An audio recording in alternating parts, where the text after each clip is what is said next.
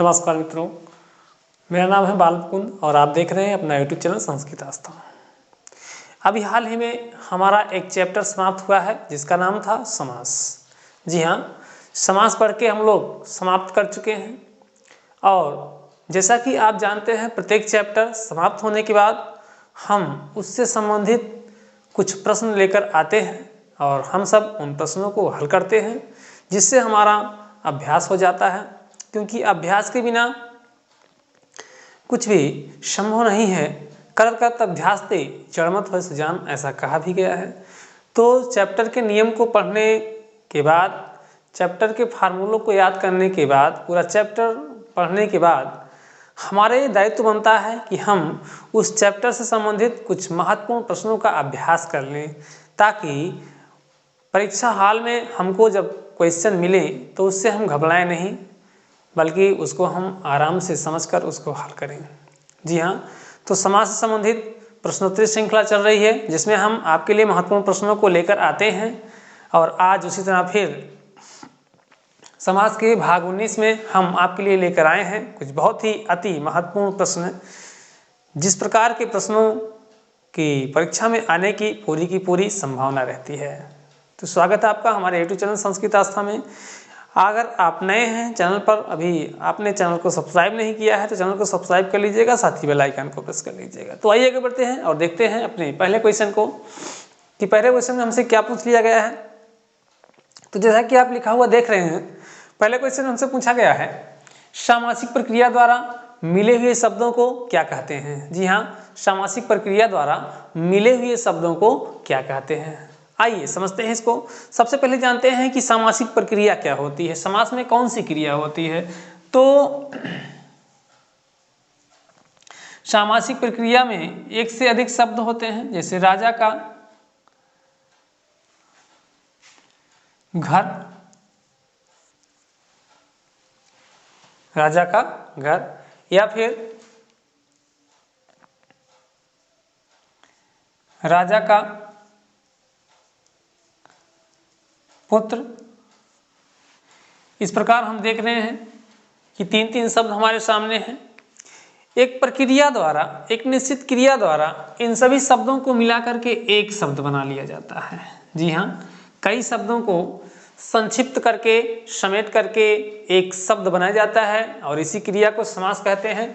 जैसे राजा का घर तो राजघर या राजगृह बन जाता है, राजा का पुत्र तो राजपुत्र बन जाता है।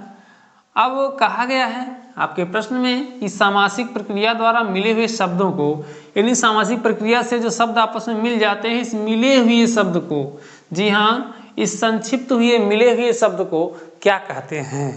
ऑप्शन में देखिए जरा, ऑप्शन ए में दिया गया है समस्त पद, ऑप्शन बी में दिया गया है सामासिक शब्द, ऑप्शन सी में दिया गया है ए और बी दोनों, ऑप्शन डी में दिया गया है इनमें से कोई नहीं।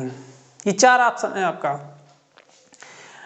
तो ध्यान देते हैं कि जो शब्द निर्मित हो जाता है, बन जाता है, इसके एक नहीं एक से अधिक नाम हो जाते हैं, इसे ही सामासिक शब्द कहा जाता है, इसे ही समस्त पद कहा जाता है, इसे ही सामासिक पद भी कहा जाता है। तो इस प्रकार से हम देखते हैं कई नाम हैं इसके। अब ऑप्शन में चेक करते हैं तो ऑप्शन ए दिया गया है समस्त पद, जो कि एकदम सही है। ऑप्शन बी में दिया गया है सामासिक शब्द, ये भी एकदम सही है।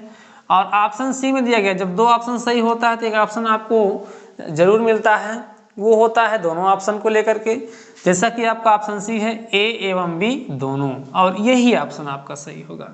जी हाँ, क्योंकि इस क्वेश्चन का आंसर ए भी सही है और बी भी सही है, इसलिए आपका ऑप्शन सी सही होगा, ए एवं बी दोनों। ऑप्शन डी में दिया गया इनमें से कोई नहीं, तो ये तो है नहीं, इनमें से दोनों हैं, तो इसलिए आपका ऑप्शन सी सही हो जाएगा। तो ये रहा आपका पहला क्वेश्चन। पहला क्वेश्चन बहुत यूनिक था, बहुत ही अलग था, और इस प्रकार का क्वेश्चन परीक्षाओं में आता रहता है, जो हमारे लिए थोड़ा सा समस्या बन जाता है, लेकिन अब नहीं, हम जान लेंगे कि कई शब्दों को मिलाकर एक संक्षिप्त शब्द बनाया जाता है, जिस प्रक्रिया को समास कहते हैं। और उस संक्षिप्त हुए पद को, संक्षिप्त हुए शब्द को समासिक शब्द कहते हैं, समस्त पद कहते हैं, समासिक पद कहते हैं इत्यादि, इसके ये सब नाम हैं। तो इस प्रकार पहले क्वेश्चन का ऑप्शन सी सही हो गया। तो आइए आगे बढ़ते हैं और देखते हैं इस श्रृंखला के दूसरे क्वेश्चन को। तो अगले क्वेश्चन में हमसे पूछा गया है निरोग शब्द में कौन सा समास है। एक समस्त पद दिया गया है, वो समस्त पद है निरोग। निरोग शब्द में कौन सा समास है, समास इसमें पूछा गया है। तो सबसे पहले थोड़ा सा हम बताना चाहेंगे कि इसमें निधन रोग, निधन रोग, निरोग में विसर्ग संधि है, निधन रोग बहुत बार पूछा गया है संधि के लिए इस शब्द को, इसलिए हमने इस पर चर्चा कर दिया। निधन रोग बराबर निरोग आपका होता है, विसर्ग का विसर्ग लुप्त होके हर्ष को दीर्घ बना देता है और फिर नी का नी हो जाता है, रोग जुड़ता है, निरोग हो जाता है। आज यहाँ पर हमारे क्वेश्चन में निरोग में समास पूछ लिया गया है, निरोग में कौन सा समास है। तो बात करते हैं, इसमें जो दो शब्द है आपको साफ साफ नजर आ रहा होगा, एक शब्द ओ रोग है, एक शब्द नी है। और ये नी जो शब्द है आपका, ये एक प्रकार का अव्यय शब्द है। नी एक प्रकार का अव्यय शब्द है। तो इस प्रकार रोग शब्द में नी अव्यय जुड़ा हुआ है, और किसी भी शब्द में यदि अव्यय जुड़ा हुआ हो तो वहां पर आपका एक ही समास होता है, वो समास है अव्ययीभाव समास। जी हाँ, उस समास का नाम है अव्ययीभाव समास। तो क्वेश्चन में निरोग में प्रयुक्त समास का नाम पूछा गया है।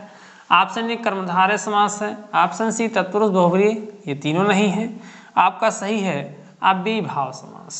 जी हाँ, निरोग शब्द में अव्ययीभाव समास है नी अव्यय होने के नाते। नी उपसर्ग की भांति रोग में जुड़ा हुआ है और नी आपका एक अव्यय पद है, अव्यय शब्द है। अव्यय होने के नाते पूरे शब्द में अव्यय का भाव हो जाता है, और समास की बात करें तो निरोग शब्द में अव्ययीभाव समास हो जाता है, अर्थात ऑप्शन बी सही है। तो ये हो गया दूसरा क्वेश्चन। आइए देखते हैं अपनी श्रृंखला का तीसरा क्वेश्चन। इस क्वेश्चन में लोक भय समस्त पद में तत्पुरुष समास का कौन सा भेद है, इस प्रकार से पूछा गया है। समास का इस टाइप का, इस प्रकार का क्वेश्चन भी बहुत ज़्यादा पूछा जाता है परीक्षाओं में। तो प्रश्न पे ध्यान देते हैं, एक बार पुनः पढ़ते हैं। लोक भय समस्त पद में तत्पुरुष समास का कौन सा भेद है, यानी हमारा प्रश्न बता रहा है कि लोक भय समस्त पद में कौन सा समास है, तत्पुरुष समास है। प्रश्न ही बता रहा है, लेकिन पूछ रहा है कि लोक भय में तत्पुरुष समास का कौन सा भेद है। जी हाँ, उसमें भेद पूछ रहा है। ऑप्शन ए दिया है पंचमी तत्पुरुष समास, ऑप्शन बी अपादान तत्पुरुष समास, ऑप्शन सी ए व बी दोनों सही है, ऑप्शन डी करण तत्पुरुष समास। आइए बात करते हैं लोक भय के बारे में। समस्त पद है आपका लोक भय, समास विग्रह इसका होगा लोक से भय, और ये से जो है, ये से अलगाव का बोध करा रहा है। क्यों? क्योंकि लोक से भय मतलब डर।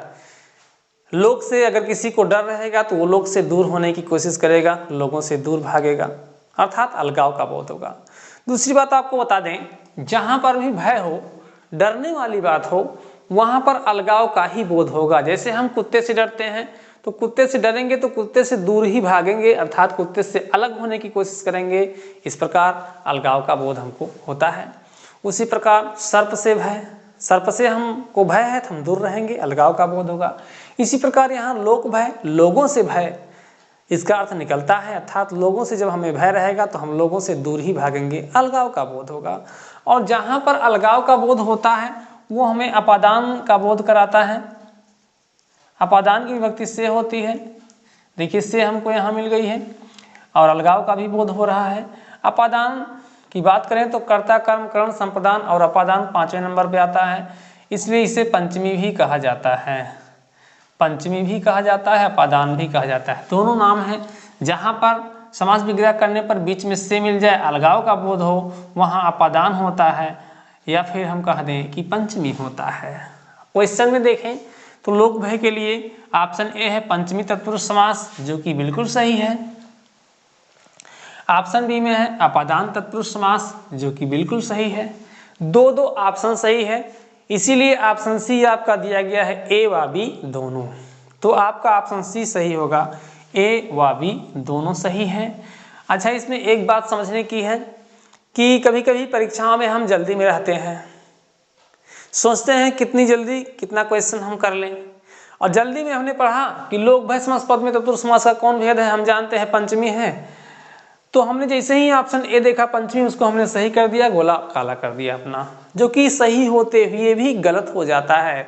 इसलिए हमेशा आप एग्जाम हॉल में क्वेश्चन के चारों ऑप्शन, चारों विकल्पों को आप जरूर पढ़ेंगे, गहन मंथन करेंगे, इसके बाद एक ऑप्शन का चुनाव करेंगे। जैसा कि यहाँ पंचमी सही होते हुए भी सही नहीं है, क्योंकि अपादान भी है, इसलिए ऑप्शन सी सही है, ए व बी दोनों सही हैं। तो ये हो गया आपका तीसरा क्वेश्चन। इस तीसरे क्वेश्चन के बाद आइए देखते हैं अपनी श्रृंखला का चौथा क्वेश्चन।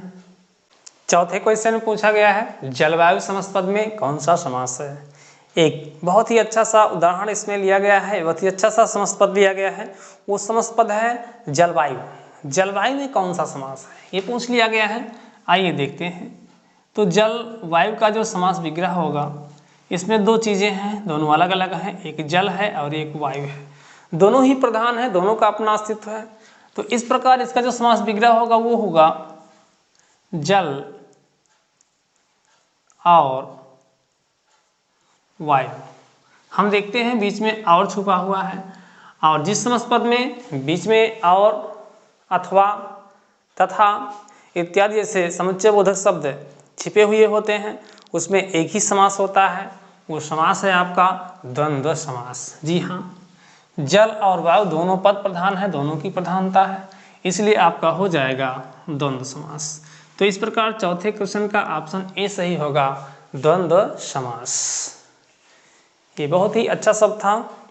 और चलिए आगे बढ़ते हैं और देखते हैं अपनी श्रृंखला का पांचवा क्वेश्चन कि पांचवा क्वेश्चन में हमसे क्या पूछ लिया गया है। तो सभी क्वेश्चन आपके लिए महत्वपूर्ण है, सभी क्वेश्चन आपके लिए इंपॉर्टेंट है, और ये क्वेश्चन नहीं आएंगे तो इस प्रकार के क्वेश्चन जरूर परीक्षाओं में आपको मिलेंगे। बहुत ही परिश्रम करके हम आपके लिए ढूंढ के लाते हैं ऐसे प्रश्न और शामिल करते हैं इस प्रश्नोत्तरी श्रृंखला में, कि जिससे आपको लाभ मिले। तो ध्यान से देखिएगा और वीडियो को अंत तक देखिएगा, सभी प्रश्नों को देखिएगा। और प्रश्न जब यहाँ हल किया जाए तो हमारे बताने से पहले, हमारे हल करने से पहले आप एक उचित ऑप्शन जरूर चुन लीजिए, और बाद में अपना अंकन कीजिए कि हमने सही किया अथवा गलत किया। तो इस प्रकार आइए बढ़ते हैं और देखते हैं अपनी श्रृंखला का पांचवा क्वेश्चन। पांचवें क्वेश्चन में हमसे पूछा गया है कि निम्नलिखित में से किस शब्द में या किस समस्त पद में बहुव्रीहि समास है। अर्थात ऑप्शन में समस्त पद दिए गए हैं और हमको ढूंढना है कि कौन सा ऐसा ऑप्शन है जिसके समस्त पद में बहुव्रीहि समास है। आइए चेक करते हैं। इधर से चेक करते हैं तो यहाँ एक शब्द आपको दिया गया है असंभव। असंभव शब्द है। यहाँ एक बात आपको हम बताना चाहेंगे कि जिस शब्द के शुरुआत में छोटा आ जुड़ा हुआ हो, वह उस अर्थ को पलट देता है, उसमें नकारात्मकता ला देता है, उसका मतलब होता है नहीं। तो संभव मीन्स जो चीज़ हो सके, असंभव मीन्स जो चीज़ ना हो सके। देखिए आ, छोटा आ आकर के इस शब्द के अर्थ को पलट दिया, उसमें नकारात्मकता ला दिया। तो चूंकि जहाँ पर भी ये नकारात्मक अर्थ मिलता है वहाँ पर आपका एक समास है जिसे कहते हैं न्याय समास। ये समास होता है, इसका समास विग्रह होगा आ मतलब ना और संभव। असंभव का समास विग्रह ना संभव, इसलिए इसमें आपका जो समास है वो समास है न्याय समास। तो असंभव में न्याय समास है। आगे देखते हैं मधुमक्खी। मधुमक्खी में दो शब्द हैं, एक शब्द है मधु, एक शब्द है मक्खी। मधुमक्खी का समास विग्रह होगा मधु की मक्खी, मधु की मक्खी। यहाँ की शब्द आता है और मधु का संबंध मक्खी से है, तो ये संबंध कारक व्यक्ति की है, इसलिए कारक का निशान होने के नाते इसमें जो समास होगा वो तत्पुरुष समास होगा, अर्थात मधुमक्खी में तत्पुरुष समास है। बात करते हैं अगले ऑप्शन की, ऑप्शन बी की। इसमें दिया गया 31 में 1 का मतलब 1 होता है, 30 का मतलब 30 होता है, यानी 1 और 30 का समूह, अर्थात इसमें आपका हो जाएगा द्विगु समास। संख्या है और समूह का बोध हो रहा है, 1 और 30 का समूह है, इसलिए 31 में आपका हो जाएगा द्वंद्व समास। बात करते हैं अजानुबाहु की। यहाँ पर एक शब्द है अजानु। अजानु का मतलब होता है घुटना और बाहु का मतलब होता है बाहुएं, अर्थात घुटनों तक जिसकी बाहुएं हों। ये बाहुएं बहुत लंबी हों, घुटनों तक हों, ऐसे के लिए ये शब्द प्रयुक्त हुआ है। और एक भगवान विष्णु हैं जिनकी बाहुएं घुटनों तक कही जाती हैं, मानी जाती हैं। तो इस प्रकार अजानुबाहु तीसरा अर्थ दे रहा है, घुटनों तक बाहुएं हों जिसकी, अर्थात श्री विष्णु विष्णु का अर्थ देने के नाते ही इसमें आपका होगा बहुब्रीहि समास, अर्थात आपका ऑप्शन ए सही होगा। ऑप्शन ए में दिया गया है अजानुबाहु और अजानुबाहु में ही बहुब्रीहि समास है। तो इस प्रकार पांचवें क्वेश्चन का ऑप्शन ए सही है। और आगे बढ़ते हैं, ये देखते हैं अपने छठे क्वेश्चन को। छठे क्वेश्चन में पूछा गया है अंधविश्वास शब्द में कौन सा समास है। अंधविश्वास शब्द में प्रयुक्त समास का नाम पूछा गया है, तो आइए देखते हैं।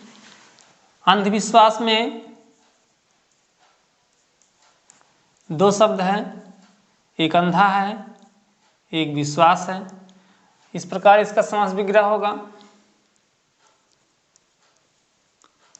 अंधा है जो विश्वास। तो यहाँ हम देख रहे हैं विश्वास की विशेषता अंधा विशेषण के द्वारा बताया जा रहा है। विश्वास कैसा है, उसकी विशेषता है विश्वास अंधा है, तो अंधविश्वास शब्द बन गया। और इस प्रकार जहाँ से विशेषण और विशेष से हमको मिले वहाँ एक ही समास होता है, वो है कर्मधारय समास। विशेष विशेषण होने के नाते अंधविश्वास शब्द में कर्मधारय समास होगा और सही होगा हमारे छठवें क्वेश्चन का ऑप्शन ए। जी हाँ, छठवें क्वेश्चन का ऑप्शन ए सही होगा। अंधविश्वास शब्द में जो समास है वो है कर्मधारय समास। तो ये हो गया छठा क्वेश्चन। आइए देखते हैं सातवें क्वेश्चन को। सातवें क्वेश्चन में एक शब्द है करोड़पति। पूछा गया है करोड़पति में कौन सा समास है। तो बात करते हैं, तो करोड़पति शब्द का समास विग्रह होगा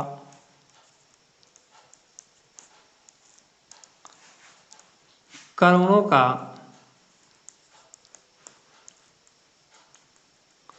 पति या मालिक, करोड़ों का मालिक, यानी जो मालिक है उसका संबंध है करोड़ से, बीच में का संबंध कारक का प्रसर्ग आया है, अर्थात इसमें षष्ठी तत्पुरुष समास होगा अथवा संबंध तत्पुरुष समास होगा।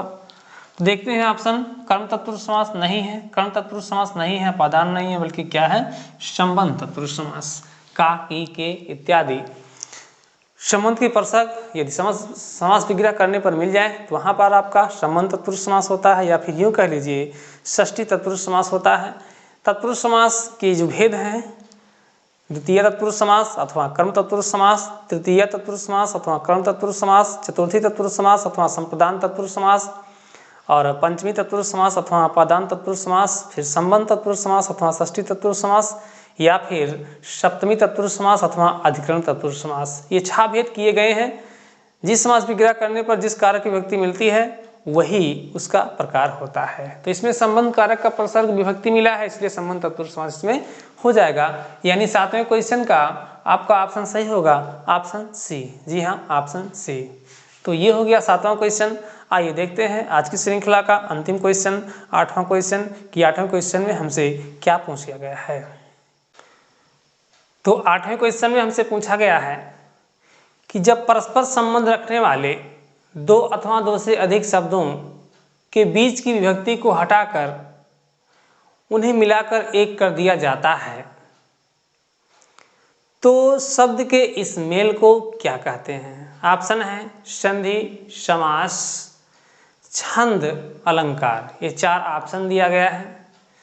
तो दो या दो से अधिक पदों को जब मिलाकर एक किया जाता है तो कैसे किया जाता है।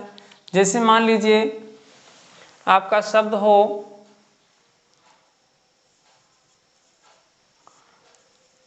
कमल के समान नेत्र। यहाँ आप देख रहे हैं एक से अधिक पद हैं, 1 2 3 4 पद हैं इस वाक्य में, कमल के समान नेत्र। अब इनके बीच की ये जो विभक्ति के है अथवा समान है, ऐसे कुछ शब्दों का लोप करके उनको हटाकर इन दोनों प्रमुख शब्दों का मेल कर रहे हैं। तो मेल करते समय कमल और नेत्र एक में जुड़ेगा तो हो जाएगा कमल नयन। अब इसमें हुआ क्या कि कई शब्द जो थे वो संक्षिप्त होकर एक शब्द का रूप धारण कर लिए। और हिंदी में समास में ठीक यही होता है। कई पदों के बीच की विभक्तियों को लुप्त करके उनके बीच की विभक्तियों को इस तरह से हटा करके सभी शब्दों को आपस में जोड़ करके एक नया शब्द, उसका संक्षिप्त रूप निर्मित कर दिया जाता है, जिसे हिंदी में समास कहते हैं। जी हाँ, इस प्रकार इस 8वें क्वेश्चन का ऑप्शन बी सही होगा। ऑप्शन बी में दिया गया है समास। जी हाँ, इसका ऑप्शन बी सही हो गया। तो मित्रों, ये रहा आज का वीडियो, आज की प्रश्नोत्तरी श्रृंखला और हमारे हिंदी में समास चैप्टर का भाग 19। इसमें हमने देखा कुछ बहुत ही महत्वपूर्ण प्रश्नों को और उन्हें हमने हल किया। इस वीडियो में बस इतना ही। अगले वीडियो में फिर हम हाजिर होंगे कुछ नए, कुछ चुनिंदा, कुछ बहुत ही महत्वपूर्ण प्रश्नों को लेकर के। साथ ही हम इतना कहना चाहेंगे कि यदि आपने अभी तक हमारे YouTube चैनल को सब्सक्राइब नहीं किया है तो हमारे YouTube चैनल को सब्सक्राइब जरूर कर लीजिए। साथ ही बगल में बने बेल आइकन यानी घंटे को जरूर प्रेस कर दीजिएगा। वीडियो अच्छा लगा हो, आपको जानकारी मिली हो इससे, तो वीडियो को लाइक करिएगा और अपने मित्रों में इस वीडियो को शेयर जरूर करिएगा। आपके व्हाट्सएप में जितने भी ग्रुप हैं, जितने भी आपके मित्र हैं, सभी के पास हमारे इस वीडियो को शेयर जरूर करिएगा, जिससे हमारा उत्साह बढ़ेगा और हम आपके लिए और अधिक अच्छा करने की कोशिश करेंगे। और हाँ, पिछले वीडियो में शिवम वर्मा का एक कमेंट आया था। उन्होंने कहा था कि सर अगला क्लास जल्दी स्टार्ट कीजिए। तो क्लास तो डेली चलता ही रहता है। अगला क्लास क्या, डेली आपके लिए एक नया क्लास लेकर हम हाजिर होते हैं, एक नया वीडियो लेकर हम हाजिर होते हैं। तो जैसा कि आज आपके लिए नया क्लास था, कल फिर आपको नया क्लास मिलेगा। हमारे इस YouTube चैनल पर संस्कृत और हिंदी दोनों विषयों से संबंधित क्लास, दोनों विषयों से संबंधित वीडियो अपलोड होते रहते हैं। तो इसका आप भरपूर लाभ उठाइए और वीडियो को शुरू से अंत तक जरूर देखिए। कोई भी वीडियो आप छोड़िए मत, प्रत्येक वीडियो को आप जरूर देखिए। तो मिलते हैं फिर अगले वीडियो में। इसी के साथ आपसे विदा लेता हूँ मैं बाल मुकुंद। तब तक के लिए जय हिंद।